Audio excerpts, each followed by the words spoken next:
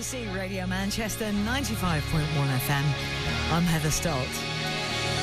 Now, yesterday, we heard from you, and we heard from a very inspiring woman called Helen Clues. Helen used to be a police officer working in Wythenshawe, but she was so fed up with hearing kids saying that they were bored that she set up a drama school, which has been very successful. 14 years later, it's still going and still keeping kids off the street. Well, Charlie Bennett is another one of those people who gets on with it and helps kids too.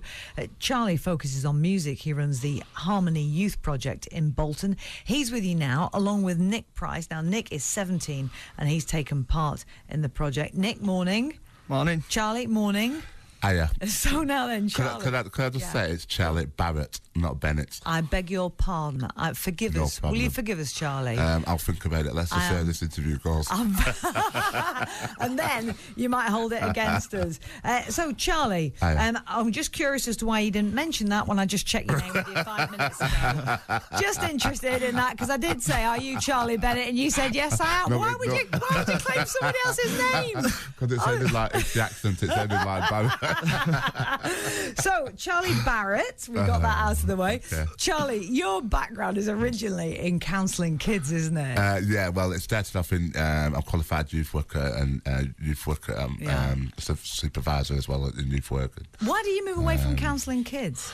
To be honest, because I didn't really believe in it, because I think counselling's a mad thing. I think you have to have a certain maturity to be counselled, and I think it should be your decision. You need to make a mental choice within your head to say, do you know what, I'm in a certain stage in my life where I need help. I don't think young people have that maturity to actually make that choice. And with me, people were being sent to me. The kids weren't making that choice. Right. Somebody else was making that choice for them. He needs counselling. She needs counselling. She needs counselling. I was doing a lot of it in school, where kids were disruptive and teachers were making a decision that I don't want that kid in my class. I'll send him somewhere where he's not going to disrupt my class. He'll get some counselling and blah, blah, blah. And that isn't working for me. Right, you're not starting from the right reasons. Well, not really. It has to be a personal choice. It has to be something that a person understands the logic of counselling, the mechanics of it and why it works, and make that choice to say, I'm going to take that step. It's hard enough for an adult to do that, never mind a child. Yeah, you're right, actually. That makes a lot of sense. Now, what about music then? What made you decide that you were going to get involved and help through music? Because I thought to myself, for me personally, the only platform I can ever see anything from in life is my own platform, my own life. And for me, music did so much for me. It was a mad way for me to express how I felt. I think it's such a personal thing. I think when you look at right across all the art forms, to be able to stand in front of somebody and sing something or do that sort of art form, it's so personal. You have to trust that person that you're with, and it's almost like you have to give yourself to do it. Yes. So because I did the diploma in counselling, I was relating a lot of the stuff with counselling to what I saw within music. So for me, when I went up to a young person and I'd say, I don't want to counsel you, I want to do some form of a music therapy, I could explain that to a child and they could understand. I could say to a child, what we'll do is we'll talk about what's going on for you. Now, my big thing was songwriting. So instead of me making my counsel notes, we'll write a track together. Wow. About you and what's going on for you. And then we'll take that track into a recording studio and we'll record it as a song.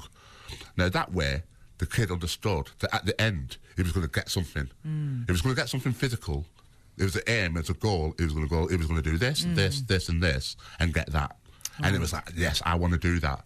Whereas with counselling, it's a bit airy-fairy for a child. Yeah. I will help you. Who's helping? It means nothing. It means nothing. Whereas you're talking to somebody in a language that they understand. Exactly. And kids need a point. Yeah. What's the point, they'll say to me?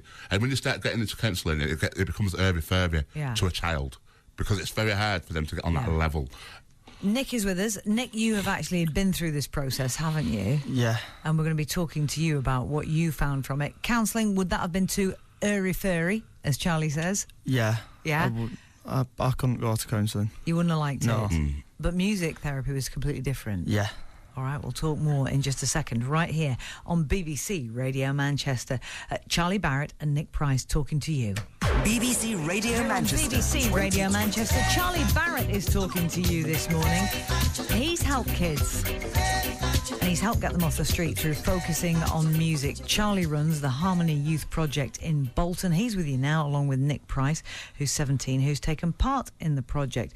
Now, it's been funded partly by Children in Need, hasn't it? It has, yeah. It has. And this has helped because you've actually had the money to do stuff, but you've had some big successes out of the Harmony Project. Yeah, we have. I think a massive success as well, as far as Children in Need is concerned, is the fact that they've funded us for the last 6 years, and they've just funded us again for the next 3 years. Right.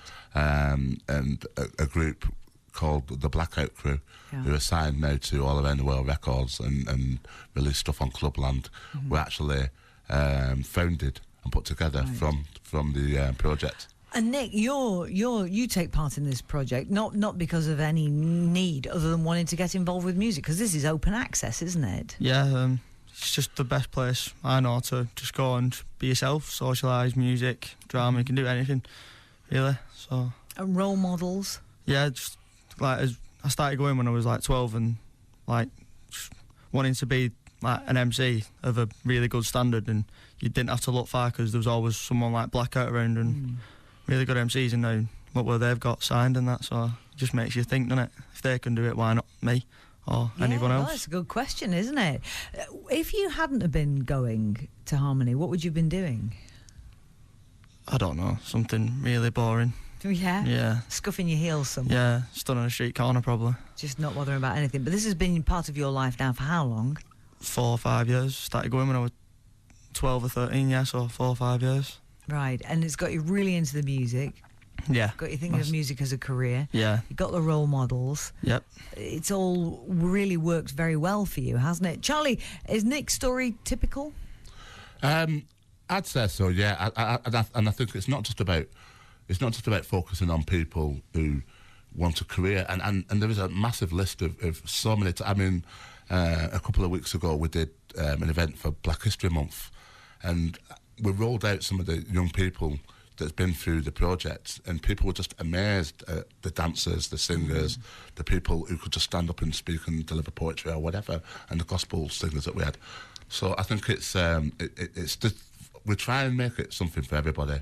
It sounds like there's a lot of talent out there. You just need to look for it. I don't really think it's about looking for it.